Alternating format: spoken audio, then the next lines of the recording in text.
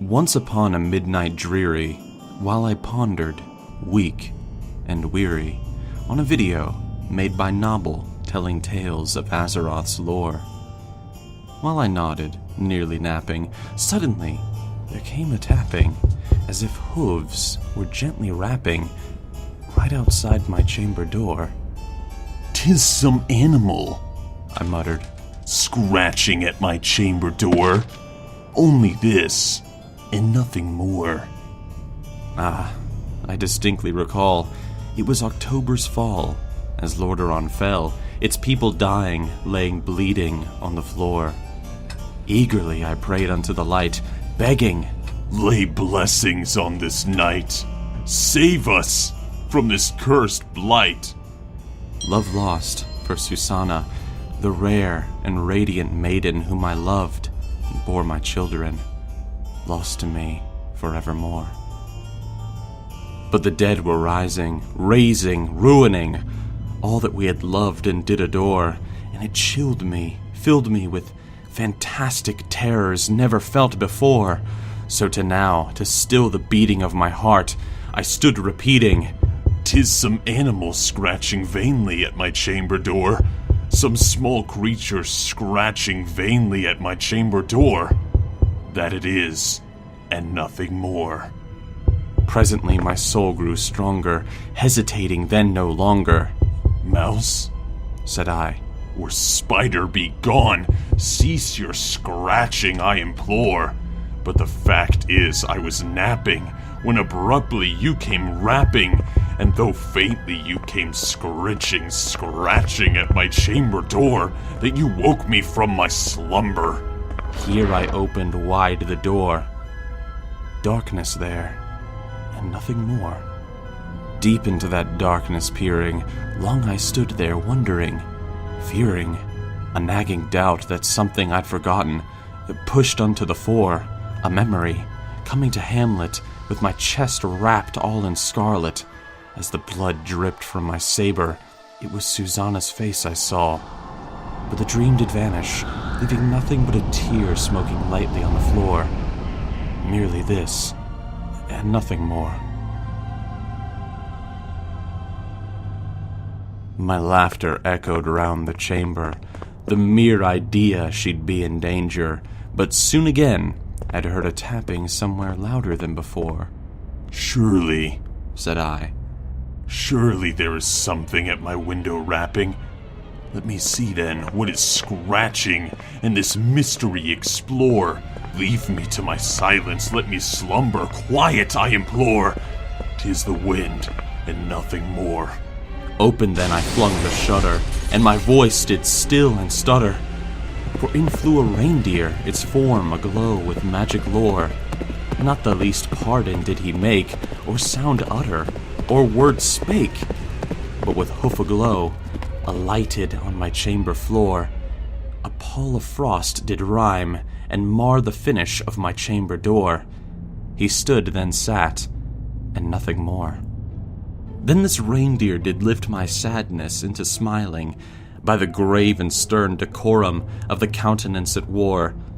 "So your nose is red and glowing, you," I said, "have ceased this snowing, ghastly weather, wind a-blowing, my fire's heat through the window to quickly pour. Tell me what I name you, and from whence came you as you shelter from this winter squall?" quoth the reindeer. "Fuck you all!" Much I marveled at this language foul, to hear it speak so crudely. Though its phrase had little meaning, it sprayed its venom in its call, for I cannot help believing that no living sentient being was blessed with seeing such a beast within their chamber sprawl. Man or beast across the kingdoms, be it made by Rin or thrall, with a name such as Fuck You All. But the reindeer, sitting roughly on the chilly floor, spoke thusly of the world, all its injustice and the cruelty he could recall. He said this was a time for celebration, but those in charge made it remuneration, all while swearing quite profusely and mispronouncing festival. And with every word I caught the scent of burning vitriol. Then the deer said, "Fuck you all!" Startled how this foul-mouthed ranting filled my mind with thoughts enchanting. "Doubtless," said I.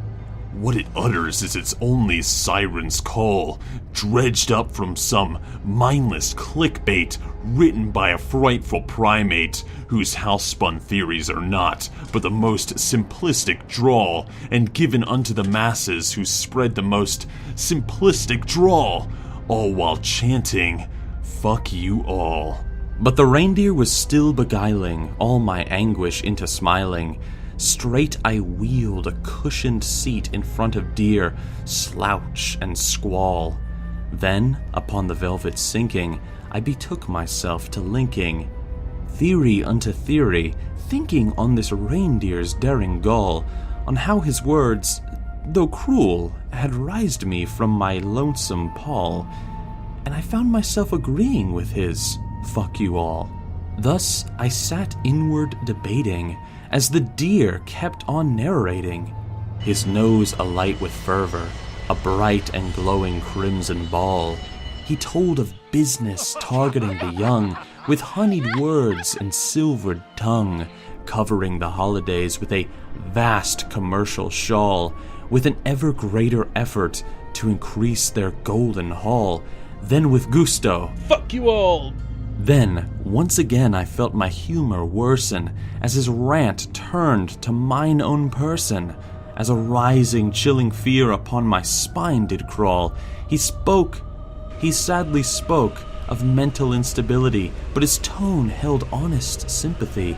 For a man used as a scapegoat each and every fall, for a man used to keep the people from ever rising tall, to keep the low from shouting, yelling, cheering, "Fuck you all."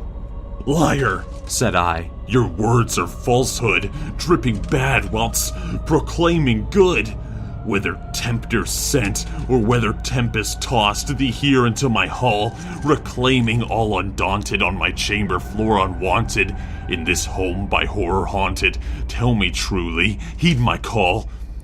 Is there any news of my Susanna? Lives she out beyond my wall?" Quoth the reindeer. "Fuck you all!" "Reindeer," said I. "you speak of evil. See you future? Be you some mystic seer? By that heavens that break above us, by the light that wraps us in its warming shawl, tell this freezing feeling laying lurking deep within my call. Shall I find beloved Susanna? Will she turn smiling at my call, clasp the forms of my children who have grown so strong and tall?" Quoth the reindeer. "Fuck you all!" "Be those words our sign of parting, cursed deer?" I shrieked, upstarting. "Get thee back into the tempest, and freeze within your squall. Leave no frost or hair as token of that lies that you have spoken. Leave my loneliness unbroken. On your feet, abandon you, you lazing sprawl. Take your gaze from out my heart, and take thy form outside my hall." Quoth the reindeer. "Fuck you all!"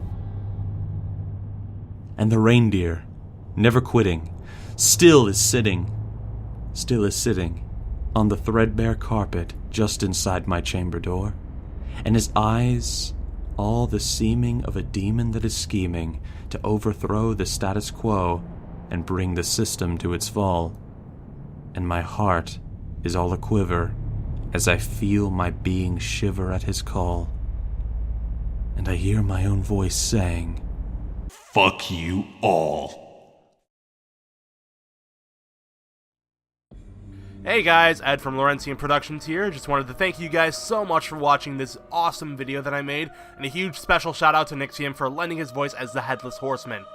If you guys want to see what Metzen the Reindeer was up to the last episode, watch Why I Hate Brewfest, which is pretty funny. Also, there's a Arathi Basin in a Nutshell, which I lent my voice to and edited the whole thing. Lawrencium wrote the entire thing, so those two videos are right there. Don't forget to like and subscribe, and follow me on Facebook, Twitter, and Twitch. I will see you guys in the next video. See ya!